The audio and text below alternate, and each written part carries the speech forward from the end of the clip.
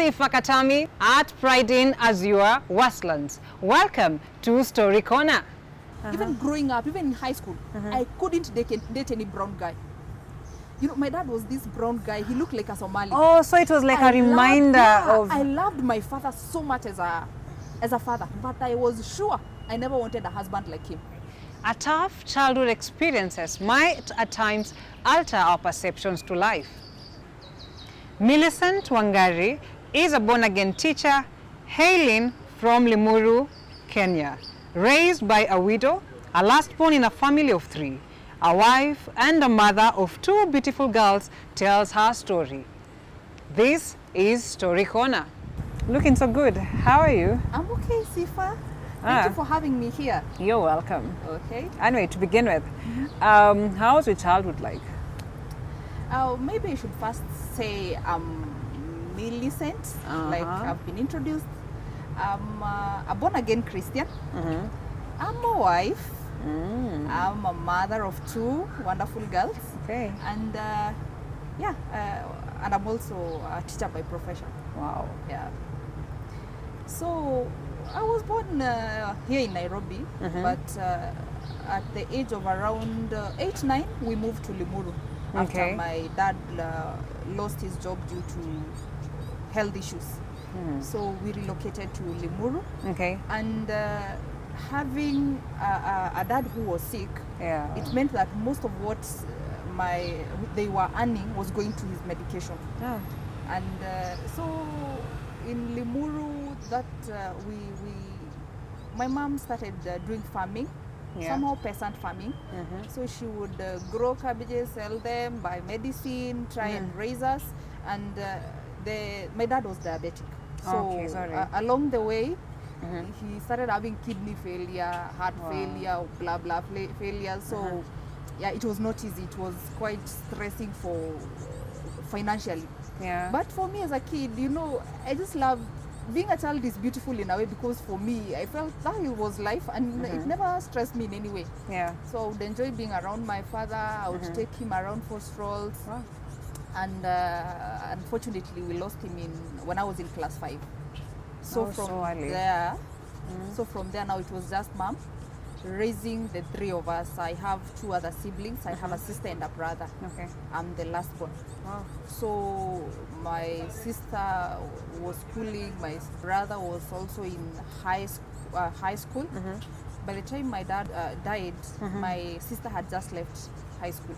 Yeah. And then my bro was in Form 1, I think, and I was in class 5. Yeah. So my mom couldn't, my sister was to join nursing, but my mom couldn't raise the fee. So my sister decided to hustle her own way. And then now we had the brother, and then there was me. And back then there was no free primary education or subsidized high school education. Right. So yeah, my mom struggled to raise us. And being in a village, I didn't have those big dreams. So all I wanted maybe is just work hard, go to a boarding school like my sister. I was in a boarding school, and that was all. In fact, I was not so sure what I wanted to do. But of course, if you asked what you want to become, you'll always say, oh, a doctor, whatever, because everybody else is saying, So I studied, and then I completed my primary school. And when the KCPE results were out, I remember I was on my way to escort my mom. She was going to see her aunt. So on the way, I met people who would tell me, have you heard? KCPE is out, and I think you hold the first position in your primary school. So once I was done with mom, I went back to school, collected my results, and I had done not so well, but in the school I was the first person, so I was called to school. But when mom saw the fee structures and I don't know, the uniform, the what, she said she can't raise that kind of money. So basically, it's like it was a tough childhood. That's why she couldn't take you to the other school that you're trying to say. Yeah, my mom, like I earlier said, would grow things and depend on rain. So if the rain does not fall, you can imagine what will happen. Yeah. And she would just grow whatever she had the ability to grow. And for like we would just eat whatever she was growing, and in fact I thought that was life. You know, once you get after home now, that's when I started realizing, okay, there's life beyond what my mother could give. Yeah, but I think as a child I was not that troubled. I was okay with what life was offering. Yeah. But I was the KCPE thing is what shook me, because when mom said I can't go to a boarding school, I couldn't understand why. You know, it's genuine when children say they don't. When you unaambia mtoto sina pesa, I think they just don't understand. So when my mom took me to day school, it did not augur well with me. Okay. And in me now, because I couldn't argue so much, in fact I didn't know how to make them understand that I really want to go to a boarding school. And I just followed whatever they were saying. So I went to a day school in Limuru, that is Ngarariga Girls, and it was performing well. It was a good day school. Yeah. So, but for me, I decided, okay, what's the need? Hata nikisoma nifike university and I get good grades for university, I'll still be told the same story. Hakuna pesa ya uni. So I said it's free gear. So it's like you lost hope. Like you felt like maybe you're not hard and all that. Yeah, and you know all those, again I was approaching teenagehood, so the tantrums again. I get. So I felt now on, I'm not reading. I'm just going to school because I have to go to school. So I started school, and I remember all I could do is read novels. Yeah. So read novels. Don't revise for exams. If I wake up to go to school when I feel like, at times I get late, and it was a sister school. So a Catholic school. Okay. So of course they would not take that kind of nonsense. You sent home, go get your parents. Yeah. So we did that, and then of course you look for every other person. In school there are so many joyriders. Yeah. So you join the joyriders, and we became like school was like a party. Always being a day school, Saturdays you're in school half day, and then Sunday you have it to yourself. And then Limuru being near Nairobi, there was those influence of bashes and some other things we used to call jam sessions. So you attend all of them, and then I was very good at finding out who is going for hiking and where. Okay. So yeah, I just kept going. I think basically my high school life, I was here, there, all over. Okay. And when did not studying. When did the turn take? Like when did you have a turn and say, hey, man, I have to find maybe a different direction for you? I don't really think I had, there is nothing that, I never felt like I really wanted to read anyway all through my high school. But I had good friends. Some of them were born again. And I had one of my deskmates along the way was called Anne. She would always tell me, you should join our chat someday, such. Which form were you by then? Around Form 3. Okay. You should join our chat someday. So I would tell her, I will find time. I'll think about it. So one day she told me there'll be Acacia. Of course, Acacia is who misses Acacia? Yeah, I know. So I attended the Acacia. Yeah. But in the Acacia, somehow when they asked who wants to get born again, there I was crying tears and mucus and everything. Yeah, it's like I got born again. That was in that was 1st January ile kesha ya kuruka mwaka. Yeah. So I got born again, and now that I was born again, I started attending their church. Yeah. And I got taught like twice. Then schools opened. So I went back to school knowing I'm no longer a sinner. Though I still don't have interest in books, it's formed and then this but at least I'm no longer a sinner. And then again, joining Form 4, the school at Form 3, the school became partially boarding for Form 3s and 4s, and Form 4s were given priority. So in Form 4, I boarded. Yeah. So again, I was cut off from my friends. The people I would go to bashes with, the people I would go to hikes with. And you know, these hikes is where you even carry alcohol and all that. So at least now I'm in school. There's nothing else to do so much. So at least somehow I started changing. And And I was determined anyway to serve God, although somehow I didn't know how, but at least I knew a born-again Christian reads the Bible. A born-again Christian does not make noise in class. In other words, it's like, at least the structure of a Christian girl, what she's supposed to do and all that. So that was it. High school ended without much of stress. Okay. But now, I did not like home so much because I was wondering, if I stay home, I'm very sure I'm not being taken to any college. Because whenever my other siblings, when they finished Form 4, you'd stop and wait until mwingine asome. So I knew now it's my sister's turn to be taken to college. So then the brother will be taken to college. Then I will be taken to college, so that will be like 10 years or something. Yeah, true, I get it. So I thought of, by the time I was leaving high school, I knew I'm looking for a hustle.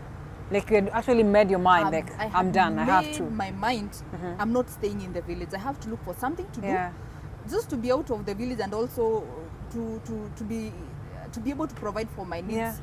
At least wear nicely and all that.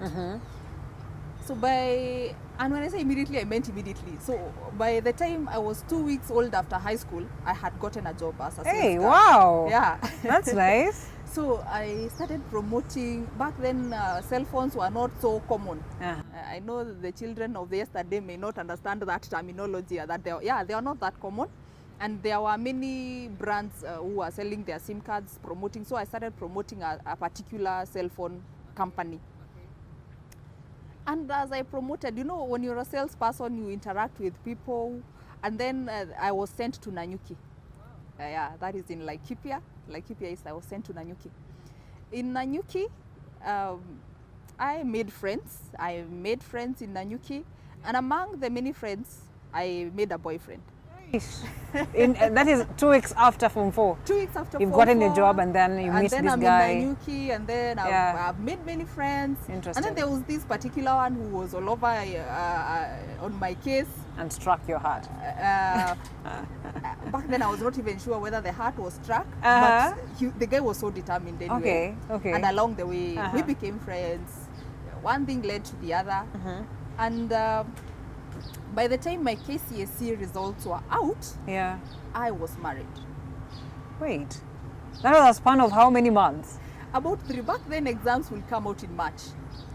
So you do your exams in November, and then you wait for like 4 months. Yeah. So in March, by the time the exams were out, I was paged. Yeah. Okay, that was fast, girl. So now that was the beginning of something stressful, because I remember it started like I'm having weird stomach aches. I went to hospital, and the nurse then just told me, the first question was like, "Are you sexually active?" And I looked at her and I didn't know what to say. Yeah, I get it. Okay, I just said yes. Okay, and a lab. So by this time you've left your family. You're now with this guy. I mean, no, but that time, in fact, I stopped working. Okay. When I met the guy, I felt the company somehow was not working. It was not paying off as I had expected. Yeah. So I went back to Shags. And then that's when I started having stomach aches. I went to hospital. And then the nurse asked the bombshell question. And then it was confirmed that I was expectant. Yeah. So I went home and I was asked, Ati, what was the problem? I don't know what answer I faked anyway. And I took medicines, and that was it. And I don't know whether my mom suspected or anything. Because all went on. I would go to the shamba, take care of the cows, normal life in the village. But I told now the boyfriend. So he told me, that is great news. He told me that is great news. What I'll do, I'll come to your home and now make it official with your people. I was not ready. And I also thought he was kidding. Wow. But I thank God, abortion has never crossed my mind. So for me, it was just the stress was, now how do I tell my mom? So that now we can think of how I'm going to raise the child, or whether she's going to help, or... And sure to his word, the boyfriend came. So I asked him, okay, umekuja. And he came with friends, so I suspected. So I asked him, why are you here? And he told me, we have to tell your mom, so that he can give us a way to start the process. I told him, please don't say anything. let me do this. I'll come tomorrow to your place. That was in Nanyuki. Now this is in Limuru. Okay. I'll come to Nanyuki and then we will talk about it and know the way forward. So the next day, I went. So this guy never met your parents? Your mom? He did, because he came home, he was received by mom. I introduced him as a friend. All of them, he came with the friends. Yeah. I said they are friends from Nanyuki, and that was it. So when I went now to Nanyuki, I think their visit somehow startled mom, or I don't know, maybe she sensed something. Yeah. Because I lied that I've gone to see auntie somewhere nearby. So, and I didn't say when I'll be back. But I think we used to live with I don't know how mom maybe thought of it. She called nikiwa kwa mat. Yeah. She made noise. I don't even know what she was making noise about. Or you just had noise? But I know she suspected that maybe the guy is a boyfriend yeah. So I got to Nanyuki. I switched off the phone and I stayed. So I think the poor guy was wondering when this girl is going back and he's not asking, and the girl is not going back. So that's how I think I just woke up one day and realized, okay, I got married. It's like you eloped, in other words. Yeah, and I got married. So, and we started life. And life was okay. But until a point, now that was, at a point now I started wondering, it sank in me, okay, I've started life. Yeah. Then what?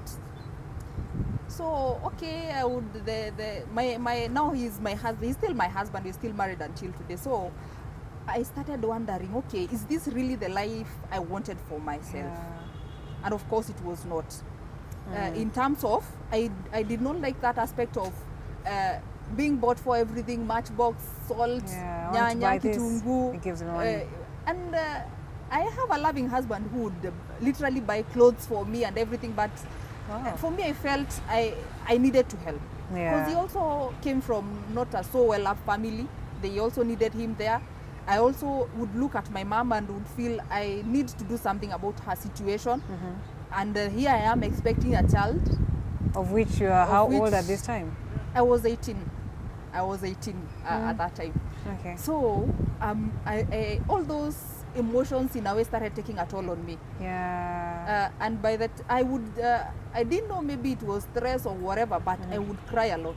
And then I would be asked, now I was living with my husband and he's asking, why are you crying, Hakuna? Yeah. So, but because I didn't know how to explain to him. And then 9 months were done. I gave birth to a beautiful, bouncing, very healthy baby. Yeah. And life went on.